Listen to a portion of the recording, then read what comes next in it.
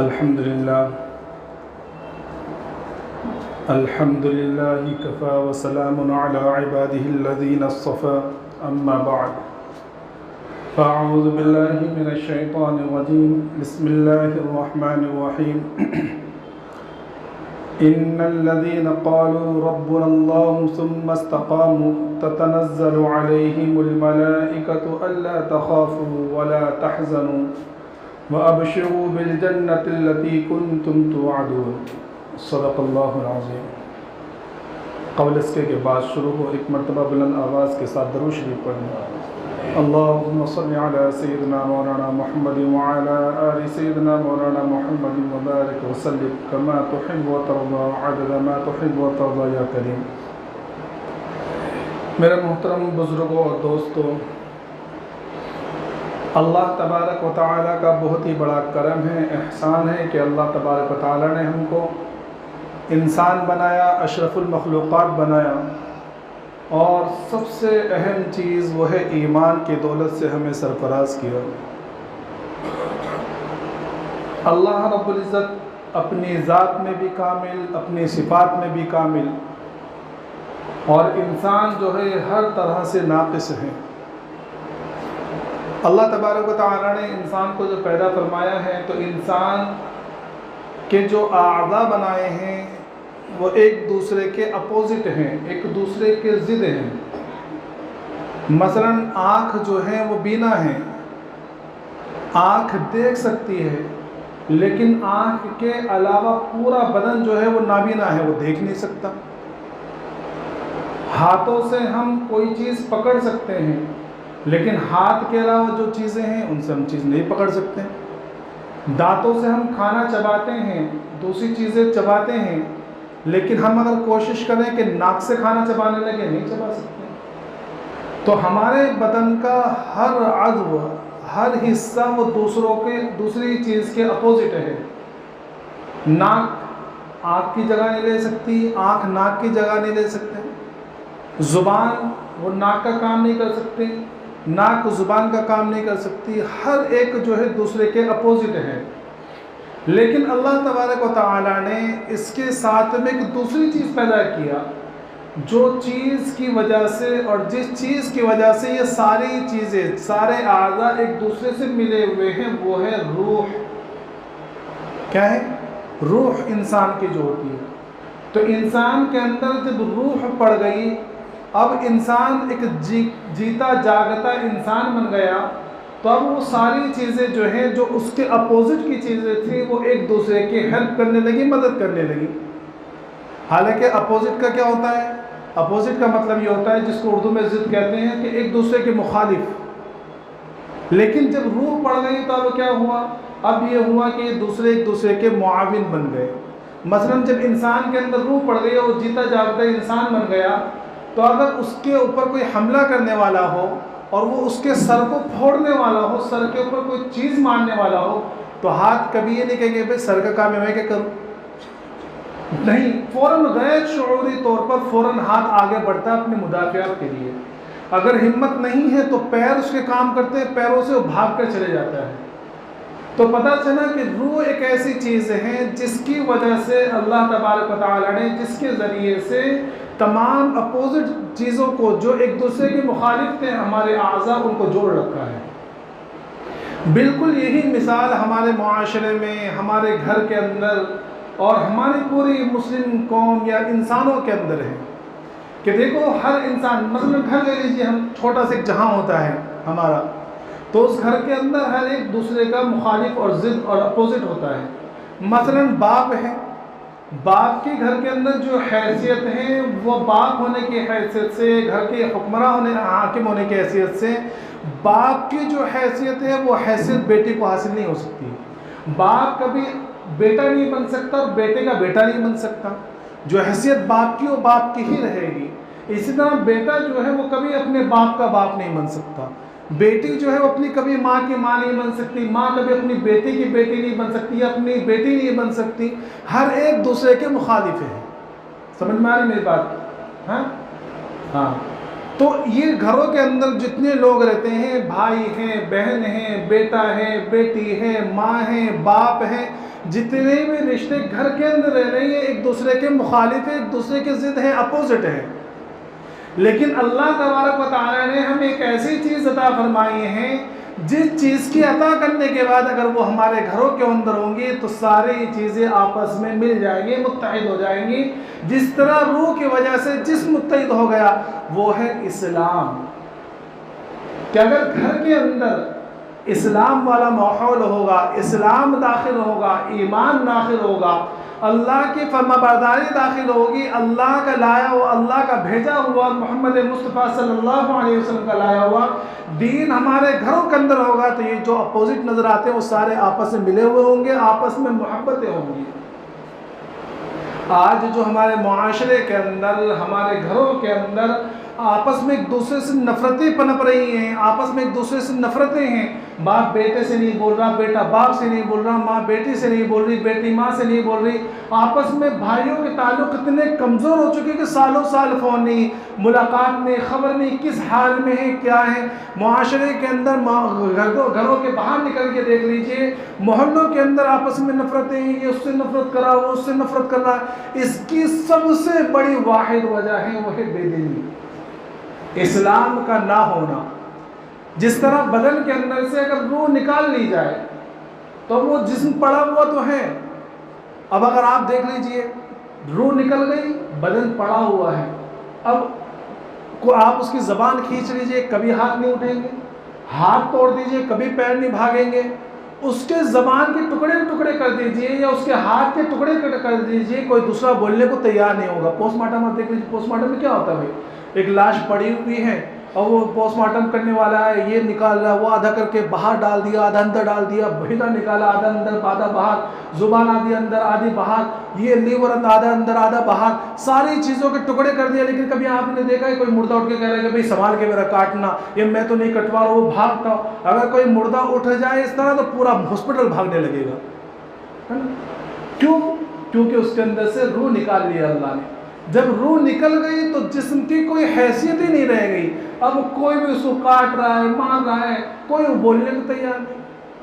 اسی طرح اگر ہمارے معاشرے سے، ہمارے گھروں کے اندر سے اللہ کا یہ دین نکال لو، اللہ کا بھیجا ہوا اسلام نکال لو، یا جہاں اسلام ختم ہو گیا، جہاں دین ختم ہو گیا، اب دیکھ لیجیے آپ بھائی بھائی کو مار رہا ہے، بلکہ دوسرا بھی آگے مار رہا ہے، دوسرا بھائی بولنے کو کوئی تیار نہیں کیا، اچھا وہ مار لیا اس کو، بہت اچھا کیا، اور دو تین میری طرف سے لگانا چاہیے تھا۔ محلوں کے اندر سے ایک دوسرے کے اوپر حملے کیے جا رہے ہیں، مارے جا رہے ہیں، کوئی بولنے کو تیار نہیں۔ کیوں؟ کیونکہ اسلام جو انسانیت کی روح ہوتی وہ نکال لی گئی ہے۔ دنیا کے کوئی بھی چیزیں، اسلام کو چھوڑ کے آپ کوئی بھی ازم لے کر آئیے، اسلامزم نکال کر آپ کوئی بھی ازم ڈال دیجئے، وہ ہندوازم ہو، عیسائیت ہو، یہودیت ہو، سیکولرزم ہو اور سوشلزم ہو۔ اس سے پہلے کہا ہے وہ آیا تھا رشیا کی طرف سے، وہ بالکل ایک دعویٰ یہ کیا گیا تھا اس میں کہ ہم ایک کمیونسٹ جس کو کہتے تھے کہ ہم بالکل ہر ایک کو اس کا حق دیں گے، برابر سرابر لا کے رکھ دیں گے، کوئی مالدار مالدار نہیں رہے گا، کوئی غریب غریب نہیں رہے گا۔ کتنے بھی ازم آئے چلے گئے، لیکن ان کے اندر وہ طاقت نہیں جو طاقت اسلام کے اندر تھی۔ کوئی بھی ازم انسانیت کو جوڑ ہی نہیں سکتا۔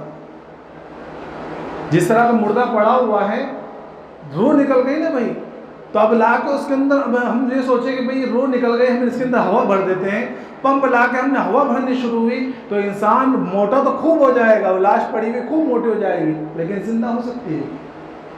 کبھی زندہ نہیں ہوگی، کیونکہ روح اس کی اصل طاقت تھی۔ روح جب نکال لی گئی تو پورا جسم لاش بن گیا۔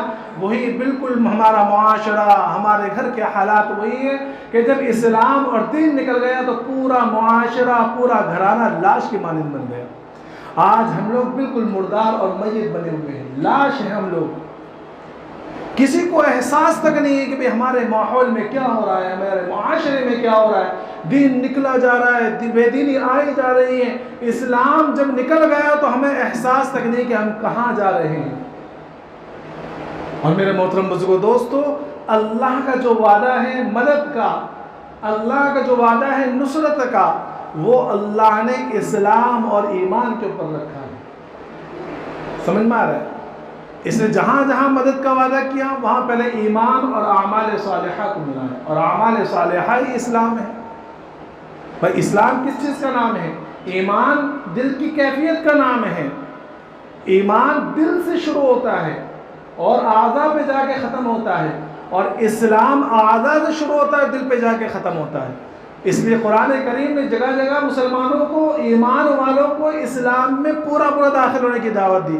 یا ایھا الذین آمنوا ادخلوا فی السلم کافہ، کہ ایمان والو اسلام میں پورے داخل ہو جاؤ. کیا مطلب؟ کہ اسلام کے جو اعمال ہیں، جو ارکان ہیں، جو اللہ کے رب العزت کی طرف اتارا ہوا دین ہے اور اللہ کے رسول صلی اللہ علیہ وسلم کا داخل لایا ہوا دین ہے، وہ پورا کا پورا دین ہمیں اپنے بدن پر اتار لینا چاہیے کہ ہم چلتے پھرتے اسلام اور مسلمان بن جائیں. یہ ہمارا جو آج کا اسلام ہے، ہمارا اسلام تھوڑی ہے. یہ تو ہم لوگ ایک دکھلاوی اسلام کے اندر داخل ہیں کہ اعمال چھٹ رہے ہیں ہم سے. دین کیا ہے ہم ابھی تک یہ سمجھنے کو تیار ہی نہیں ہیں. اسلام کیا ہے ہم سمجھنے کو تیار ہی نہیں ہے. چند عبادتوں کا نام ہم نے اسلام اور ایمان رکھ لیا ہے، اور بعض لوگ تو وہ بھی نہیں کر رہے، اور اس کے بعد پھر گلے شکوے کہ ہائے یہاں مسلمان مار کھا رہے ہیں، یہاں ہمارے اوپر یہ آفتیں آ رہی ہے. میرے محترم بزرگ دوستو، اللہ نے پہلے تمہیں دعوت دی ہے کہ پہلے تم اسلام قبول کرو، ایمان پر آؤ، اسلام پر آؤ، اسلام میں پورے داخل ہو جاؤ، اور اس کے بعد جو ہے دنیا کے سارے اسباب اختیار کرو، اور اس کے بعد اللہ کو، پھر اللہ تمہاری مدد کرے گا. پورے اسباب کو اختیار کرنے کے بعد اسلام میں ایمان لانا ہے، ایمان لا کے اسلام میں داخل ہونا ہے، اور اسلام میں داخل ہونے کے بعد اپنے سارے اسباب کو اختیار کر لینا ہے. پھر اس کے بعد اللہ کی مدد تمہارے اوپر آئے گی، اور ایسی مدد آئے گی کہ عقل حیران رہ جائے گی کہ اللہ نے جو قرآن کریم ہمارے اوپر اتارا ہے اور ہمیں دیا ہے. یہ قرآن کریم کس سے کہانی میں کتاب تھوڑی ہے، پورے ضابطۂ حیات ہیں، منشور حیات ہیں، دستور حیات ہیں. یہ ساری انسانیت کے لیے آب حیات ہیں.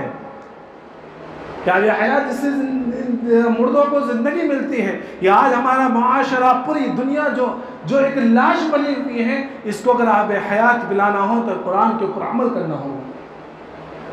کہ قرآن کریم نے بتلایا کہ دیکھو، جب اللہ کے اوپر اعتماد کیا جاتا ہے اور جب اللہ کے احکامات پر عمل کیا جاتا ہے، اللہ کے حکموں کو پوری طریقے سے مانا جاتا ہے، تو پھر اللہ ایسے اسباب پیدا کرتا ہے کہ تمہاری عقلیں حیران رہ جائیں گی، اور اللہ رب العزت ناکامی کے راستوں سے کامیابی عطا فرما کے دکھاتا ہے.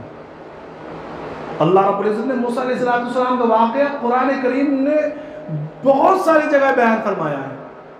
کیوں؟ کیونکہ اس کے اندر اللہ کی مدد کے وہ واقعات ہیں، اور اللہ کے مدد کے جو اللہ رب العزت نے مدد کی ہے، اور جو اللہ رب العزت کی نصرتیں اتری ہیں، وہ اس میں بتلایا ہے اللہ رب العزت. کیا آپ سوچئے کہ ایک معمولی بات، ایک نجومی کی بات، کہ فرعون سے کہا کہ آپ کے سلطنت کے اندر بنی اسرائیل میں ایک ایسا بچہ پیدا ہوگا جو آپ کی سلطنت کو ختم کر دے گا. صرف اتنی بات سننے کے بعد تقریباً 70,000 بچوں کا قتل ہوا ہے. 70,000 بچوں کا، کہ کہیں یہ وہ شخص نہ ہو، کہیں یہ وہ بچہ نہ ہو، کہیں یہ وہ بچہ نہ ہو. پھر بچوں کے پھر خدمت گاروں کی قلت ہو گئی، تو یہ مشورہ ہوا کہ بھئی ایک کام کریں کہ 1 سال کے لڑکوں کو قتل کیا جائے، دوسرے سال کے بچوں کو، لڑکوں کو جو ہے وہ زندہ رکھا جائے. اب اللہ تبارک و تعالی نے جس سال بچے رکھنے کا تھا، لڑکوں کو رکھنے کا تھا، اس سال ہارون علیہ السلام کو پیدا فرمایا. اور جس سال بچوں کو قتل کرنے کا حکم تھا، لڑکوں کو قتل کرنے کا حکم تھا، اس وقت اس سال میں اللہ رب العزت نے حضرت موسیٰ علیہ السلام کو پیدا فرمایا. کیوں؟ کیونکہ اللہ تبارک و تعالیٰ ایک رہتی دنیا تک بتلانا چاہتا تھا کہ نہیں، ماننے والے کتنے بھی ہو جائیں، کیسی طاقت والے، کیسی قوت والے، کتنی بڑی سلطنت حکومت والے، جب بچانے والی ذات اللہ کی ہے تو کوئی مان نہیں سکتا. اور پھر پیدا کرنے کے بعد اللہ تبارک و تعالی نے حضرت موسیٰ علیہ السلام کی والدہ کے دل میں ایک بات ڈال کے، دیکھو جب تک دودھ پلاتے رہو، جب دیکھو کہ بھئی اب گھر گھر چیکنگ ہو رہی ہے، گھر گھر میں لوگ آنے والے ہیں اور بچے کا بچانا بڑا مشکل ہوگا، تو اس بچے کو ایک صندوق میں ڈال کر سمندر میں ڈال دینا. اب سوچو، عقل کے اندر یہ حکم سمجھ میں آتا ہے کہ ایک تو چھوٹا بچہ، اس کو ایک صندوق میں ڈال دینا. اگر صندوق میں سوراخ کریں تو پانی چلا جائے، اور اگر سوراخ نہ کرے ویسے بند کر دیں تو دم گھٹ کے مر جائے، پھر اس کے بعد اس کو سمندر میں ڈال دینا، عقل میں یہ بات آ رہی ہے؟ لیکن نہیں، اللہ رب العزت نے جب یہ الہام کیا موسیٰ علیہ السلام کی والدہ پر، تو موسیٰ علیہ السلام کی والدہ نے اسی طرح کیا، اور جب بتلا بھی دیا کہ پھر ہوگا کیا، ہوگا یہ کہ میں اس بچے کو اس کے دشمنوں تک پہنچا دوں گا۔ اب اور عقل سمجھ میں کہ بھئی یہ کیا بات ہے کہ میں جس سے بچانے کے لیے اتنا بچانا چاہ رہی ہوں اس بچے کو اسی دشمن کے پاس پہنچانا؟ لیکن نہیں، اللہ کے حکم کے مطابق اس طرح کیا۔ موسیٰ علیہ السلام سمندر سے چلتے چلتے چلتے وہ نہر سے، دریا سے فرعون کے محل میں پہنچے۔ فرعون اور ان کی بیوی نے جو ہے بچے کو نکالا، دیکھا تو روایتوں کے اندر، بعض روایتوں میں تو آتا ہے کہ پہچان لیا تھا فرعون نے کہ وہی بچہ ہے، لیکن اللہ نے ایسی محبت ڈالی دونوں میاں بیوی کے دل میں کہ فوراً بیوی کہنے لگی کہ موسیٰ علیہ السلام کے بارے میں فرعون سے کہ لا تقتلوا، کہ قتل نہیں کریں گے ہم اسے قتل نہیں کریں گے، عسیٰ ان ینفعنا، کہ یہ ہمیں فائدہ پہنچائے گا، ہم اسے اپنا بچہ بنا لیں گے۔ تو فرعون نے کہا کہ بھئی تیرا بچہ تو پال اسے، تو پال۔ اور اللہ نے وعدہ کیا تھا موسیٰ علیہ السلام کی والدہ سے کہ ہم اس بچے کو واپس تمہارے پاس پہنچائیں گے۔ اور وہاں بچہ پہنچ گیا، وہاں والدہ کی حالت خراب کہ پتہ نہیں کیا ہوگا میرے بچے کا، سمندر میں ڈال دیا، صندوق کے اندر ڈال دیا۔ صبح اٹھی اور اللہ نے قرآن نے نقشہ کھینچا ایک فطری چیز کا کہ ایسے حالت کی صبح میں کہ موسیٰ علیہ السلام کی والدہ کی کہ گھبرا کے کہیں پورا راز اگل نہ دے، لیکن اللہ نے تسلی ڈالی دل کے اندر۔ وہ موسیٰ علیہ السلام کی اپنے بیٹے کو، موسیٰ علیہ السلام کی بہن کو بھیجا کہ ذرا دیکھ تو سیکھے بھئی کیا معاملہ ہے۔ تو موسیٰ علیہ السلام کی بہن جو ہے گھومتی پھراتی دیکھی کہ بھئی وہاں بچہ تو پہنچ گیا وہاں۔ اب اللہ نے یہاں یہ انتظام کیا کہ کسی کا دودھ لینے کو تیار نہیں، پورے شہر کی دائیں آ رہے کہ بھئی شاہی محل کا بچہ بہت کچھ ملے گا، لیکن اللہ نے ایسا کہا کسی کا دودھ منہ میں لینے کے لیے تیار نہیں۔ تو یہاں سے بہن پہنچی اور اس نے کہا کہ میں تمہارے ایسے رہنمائی کرتی ہوں ایسے گھر کی طرف جو تمہاری بڑے خیر خواہ ہیں۔ تو فرعون کو ذرا کھٹکا ہوا کہ بھئی کون سے خیر خواہ پیدا ہو گئے ہمارے؟ کہا کہ اچھا کیسے خیر خواہ ہے؟ تو فوراً بات، بھئی نبی کی بہن تھی، فوراً بات پلٹا کہ بھئی آپ ہمارے بادشاہ ہیں، آپ کی خیر خواہی ہم نہیں کریں گے تو اور کون کرے گا؟ کہ دیکھو ایک گھر ہے، ایک وہ عورت ہے وہاں، ان کا دودھ پلا کے دیکھو، اگر بچہ پی لے تو اچھی بات ہے۔ اب جب ظاہر سی بات ہے ماں ہے ان کی، جب دودھ وہاں دیا تو فوراً پینے لگے۔ اب موسیٰ علیہ السلام کے لیے حکم ہوا بادشاہ کی طرف سے، فرعون کی طرف سے کہ جاؤ اس کو اپنے گھر میں پالو، خرچہ ہم دیں گے۔ تو اللہ رب العزت کی ذات تو وہ ہے کہ خرچہ بھی اس سے دلوایا، پرورش بھی اس سے کروائی۔ جس بچے کو قتل کرنے کے لیے 70,000 بچوں کو قتل کر دیا، اللہ نے ایسے نقشے میں موسیٰ علیہ السلام کو پال کر دکھایا۔ تو یہ اللہ ہے ہمارا کہ میں یہ کبھی یہ نہیں کہتا ہوں کہ گھبرانا نہیں ہے، لیکن اعمال کو دیکھ کے تو گھبرائیں بھائی۔ مدد تو جب آئے گی جب ہمارے اعمال ویسے ہوں گے، ورنہ ہمارے ایمان اسلام کی حالت تو ایسی ہے کہ اللہ کبھی دیکھیں آپ ہمارے معاشرے کو کہاں جا رہا ہے۔ ابھی 2-3 دن پہلے کی خبر ہے، نیوز کے اخبار میں آئی تھی کہ صرف بھیونڈی شہر کے اندر 50 سے زیادہ لڑکیوں کی درخواستیں مرتد ہونے کی ہے۔ مرتد ہونے کی 50 سے زیادہ کورٹ کے اندر درخواستیں مرتد ہونے کی، غیر مسلموں سے شادی کر کے انٹرکاسٹ میرج، صرف بھیونڈی شہر کے اندر۔ تو کہاں کیا حیثیت، کیا اہمیت ہے ہمارے دلوں کے اندر ایمان اور اسلام کی، ہم سمجھ رہے ہیں۔ اور اس کی سب سے بڑی وجہ خود ہماری تربیت کا نتیجہ کہ ہم بچپن سے لے کر جب جوان ہو رہے ہیں، کبھی ماں باپ بیٹھ کر کبھی بچوں سے بات نہیں کرتے ایمان کے تعلق سے، اسلام کے تعلق سے۔ ہم خود جو ماں باپ ہیں وہ دل میں سوچیں کہ کبھی ہم نے اپنے بچوں کو بٹھا کے پوچھا کہ بیٹے ہم کون ہیں، ہمارا مذہب کیا ہے؟ وہ 1.5 گھنٹے کے لیے بچے مکتب میں آتے ہیں، ہم یہاں رٹا دیتے ہیں کہ بھئی ہم کون ہیں، ہم مسلمان ہیں، ہمارا مذہب کیا ہے، اسلام ہے۔ 1.5 گھنٹے کی تربیت تو 22 گھنٹے کی تربیت میں فرق نہیں ہوگا۔ کہیں بیٹھیں، میں تو یہ کہتا ہوں کہ اگر ہم مدرسے کے اندر 10 گھنٹے چھوڑ دیں اور ماں اپنے بچوں کو صرف 10 منٹ لے کے بیٹھے، 10 منٹ، خاص طور پر رات میں جب سوتے ہیں نا، جب بستر پہ لیٹتے ہیں، اس وقت کبھی اپنے بچوں کو لے کے بیٹھو اور ان سے پوچھو، ان کو سمجھاؤ، ان کو بتلاؤ کہ ایمان کیا ہے، اسلام کیا ہے، ایمان کی اہمیت کیا ہے۔